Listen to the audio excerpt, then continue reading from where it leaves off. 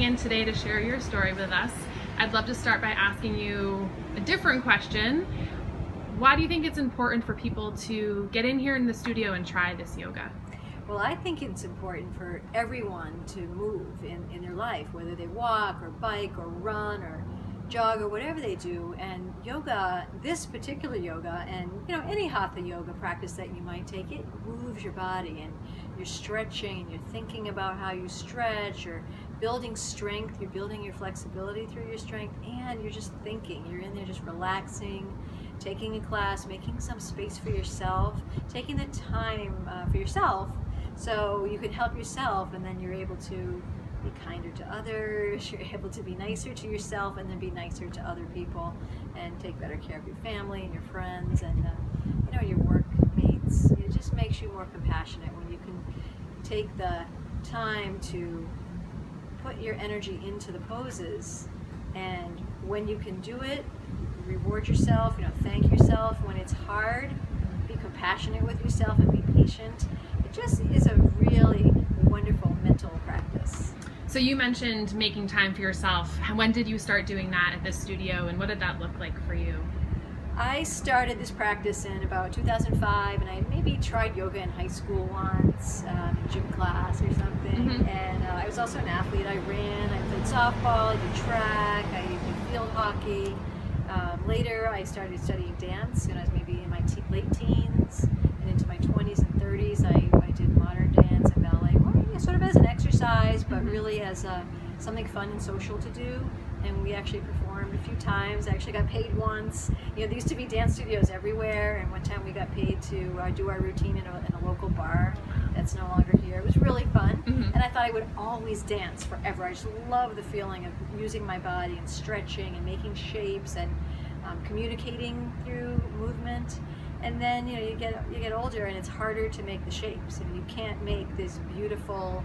Not that I was ever a ballet dancer, but I could throw myself around. I could do the falls and do all these great leaps into the air. It just felt so wonderful and freeing. And when I found this yoga practice, I started to realize that this was an opportunity to come back to that feeling, really to finding the muscles and finding the tendons again, and just feeling strength. It's flexibility. It's just wonderful.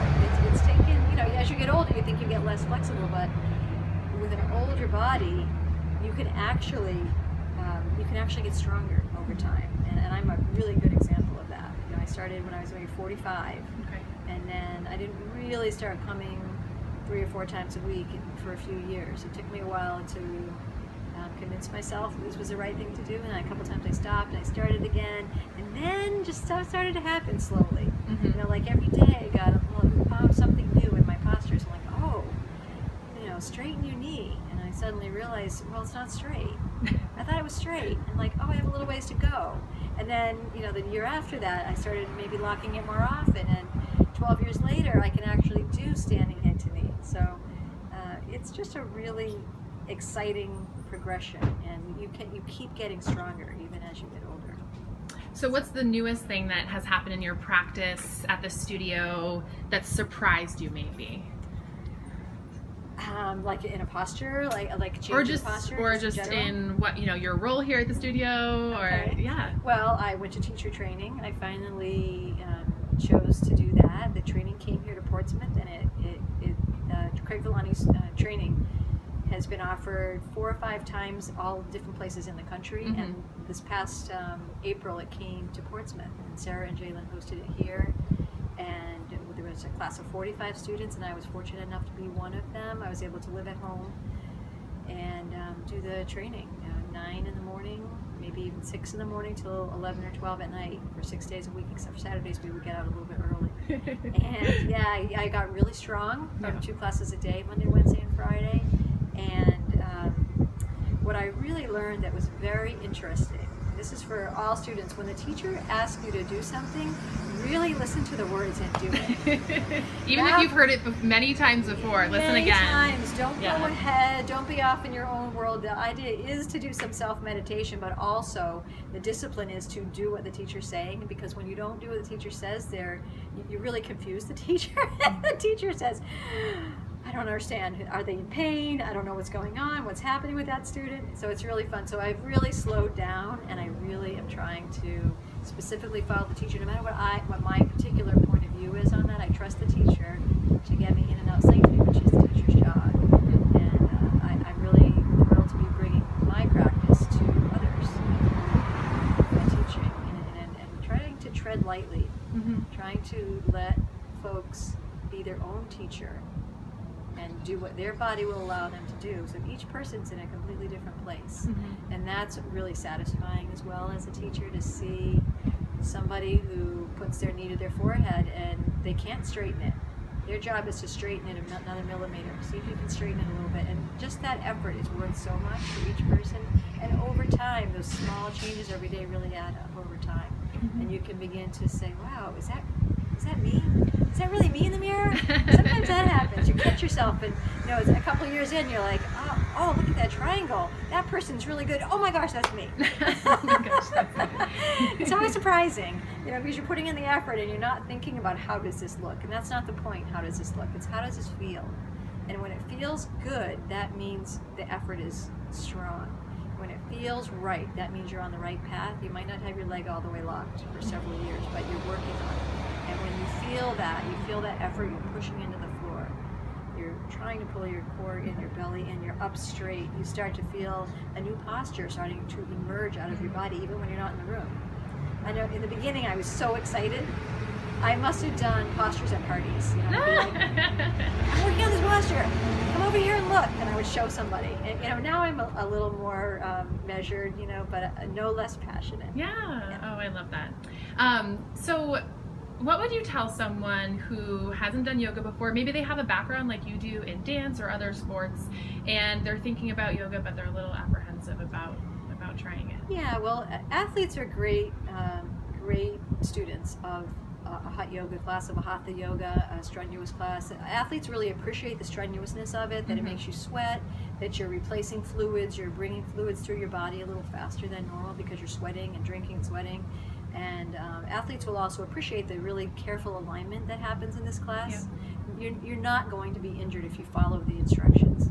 Sometimes with some of us it's hard to follow the instructions because our ego gets involved. We want to make the shape, but that's really not what this is about. And athletes really love this. There are a lot of marathon runners, bicyclists, hikers, all those kinds of folks are in these classes just working on particular muscle groups, spine, just different things that might be hurting. And if you have an injury, this is a particularly great class because these are therapeutic poses, and you can work through injuries, or modify.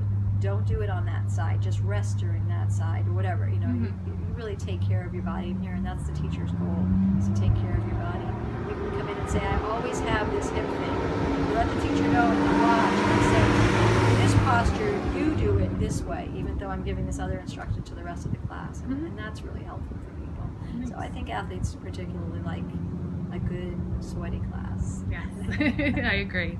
So any other ways, I know that you've gone on such a journey and you've become a teacher, but any other ways that the yoga has shown up outside of the studio in your life? Any little kind of miracles, as we call them sometimes with yoga?